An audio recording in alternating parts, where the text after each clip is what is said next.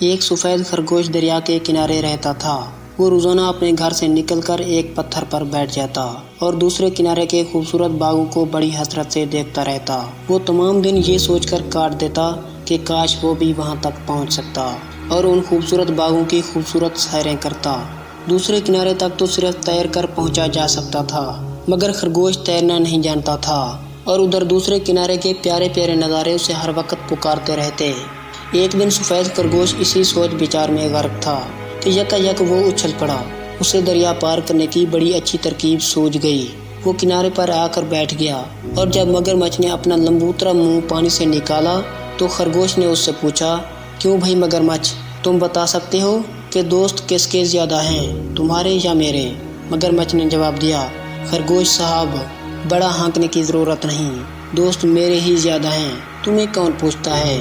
اچھا، خرگوش نے کہا، اگر یہ بات ہے تو ایسا کرو کہ اپنے دوستوں کو بلاؤ اور انہیں ایک قطار میں کھڑا کر دو۔ میں ان سب کو گن کر دیکھوں گا کہ کس کے دوست زیادہ ہیں۔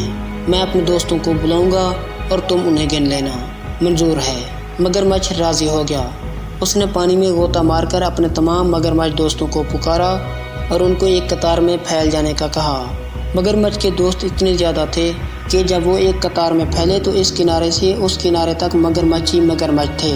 سفید خرگوش شرارت سے مسکرایا، کنارے پر سے چھلانگ مار کر مگرمچھ کی پیٹھ پر آ بیٹھا اور بولا ایک، اچھل کر دوسرے مگرمچھ کی پیٹھ پر آ بیٹھا اور بولا دو، اور اسی طرح وہ مگرمچھ پر کودتا پھاندتا 3 4 5 6 7 8 گنتا چلا گیا اور آخری مگرمچھ کی پیٹھ پر سے کود کر دوسرے کنارے پر جا پہنچا۔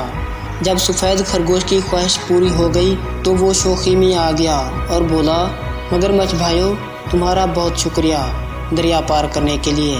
دریا پار کرنے کے لیے میں نے تمہیں کیسے بے وقوف بنایا۔ خرگوش کی بات سن کر مگرمچھوں کو سخت غصہ آیا۔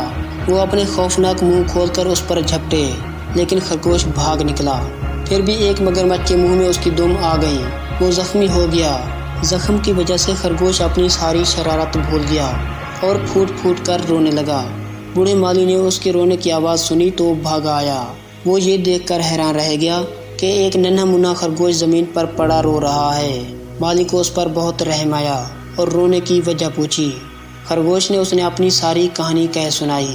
مالی نے پیار سے اس کے سر پر ہاتھ پھیرتے ہوئے کہا، برخوردار، تم نے بہت برا کیا۔ اگر تم وعدہ کرو کہ پھر کسی کو بے وقوف بنا کر اپنا کام نہیں نکالو گے تو میں تم کو اچھا کر دوں گا۔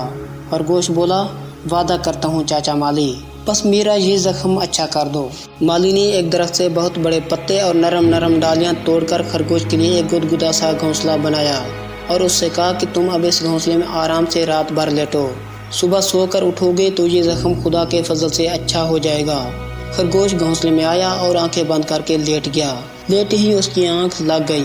جب صبح کو جاگا تو زخم بھر چکا تھا۔ خوش ہو کر سامنے دیکھا تو بوڑھا مالی کھڑا مسکرا رہا تھا۔ چھلانگ مار کر وہ مالی کے قدموں میں جا بیٹھا اور بولا، اگر اب میں کسی کو بے وقوف بناؤں تو خدا کرے میری ساری کھال ادھڑ جائے۔